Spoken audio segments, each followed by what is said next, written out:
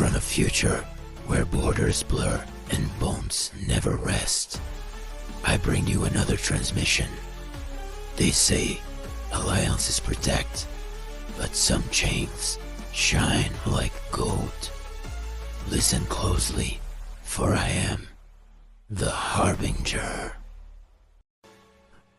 A leaked message from NATO's Secretary General, proudly shared by not Donald Trump. Born zero. You will pay, and you will pay big. This is not diplomacy. This is obedience. The NATO alliance was never mutual. It is, and always was, a leash. A tool to keep Europe kneeling while pretending to stand tall. It was created to counter the Warsaw Pact, but why did it last after Warsaw Pact ended? While the European Union dreams of a defense force of its own, Washington tightens the chain. The message is clear. You may have the flag, but you will never hold the sword. European Union will never be sovereign and by its own. And what justifies this submission? The same goalpost from the last century. Russia, formerly the USSR. The old monster at the gate. Revive it with a new makeup after the invasion of Ukraine. NATO members have always given 2% of their GDP to the organization. Now they want 5% of your GDP for NATO. 5%. Not for hospitals, not for housing, not for schools, but for missiles, bullets, and bombs. Social welfare programs will bleed. Teachers will leave. Emergency rooms will close.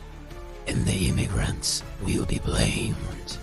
The alt-right movements will grow in force like Donald Trump wants. But tanks will rove proudly through empty streets.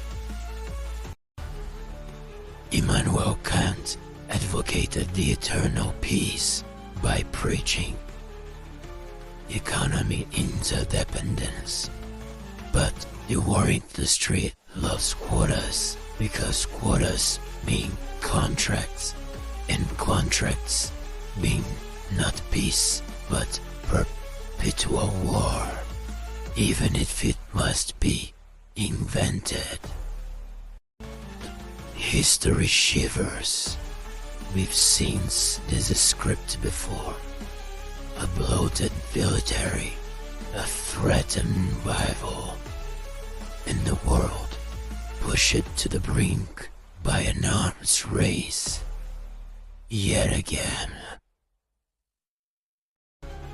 You young ones might not remember this, but I was there.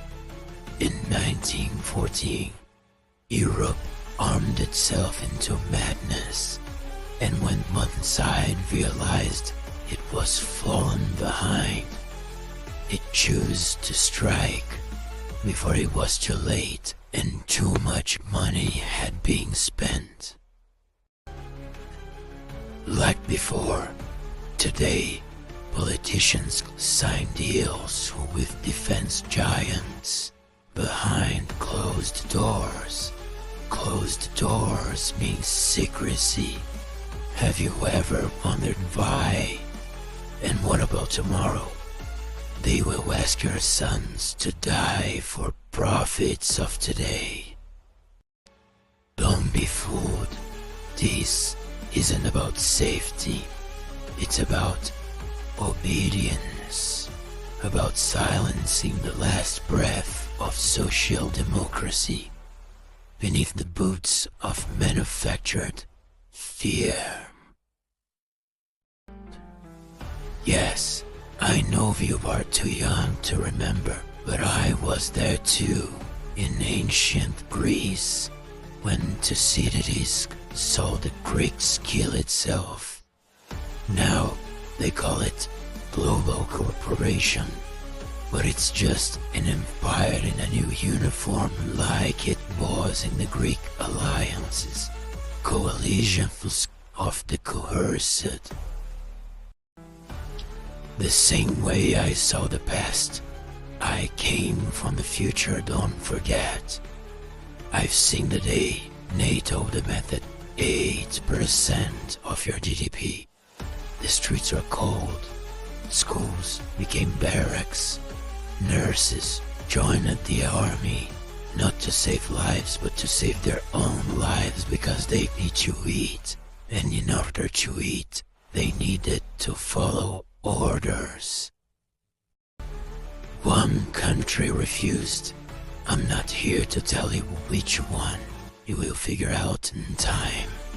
What happens is that they wanted books instead of bullets. So the alliance called them traitors, and the markets crushed them down until they begged to rejoin. When everything was hanging in a balance, then the balance broke. China moved to reclaim Taiwan. Russia entered Moldova after capturing and destroying Ukraine. And Europe, neck deep in guns, had no hands left for peace. You call it defense, but I've seen how it ends.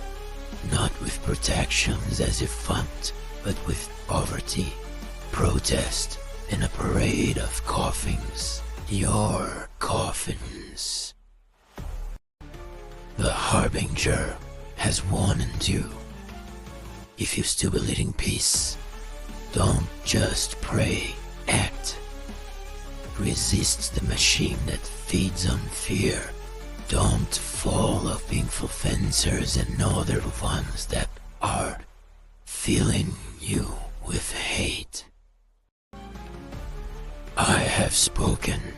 The future remembers who listened, and those who just obeyed. Until the next breaching the timeline, for I am the Harbinger.